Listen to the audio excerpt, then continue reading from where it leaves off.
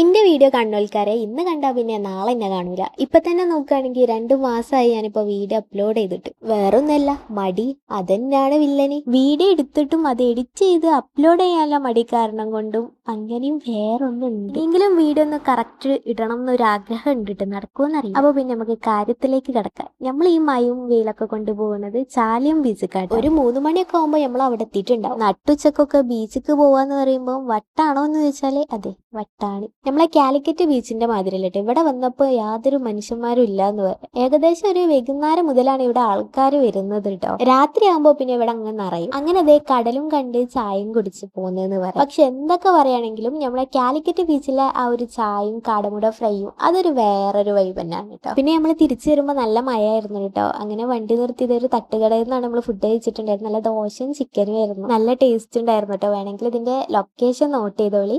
രാമനാട്ടുകര ഫറൂഖ് ആ ഒരു ഗ്യാപ്പിന്റെ ഇടയിലാണ് കേട്ടോ വരുന്നത്. കറക്റ്റ് എനിക്ക് ഓർമ്മയില്ല. അപ്പോൾ ഓക്കെ.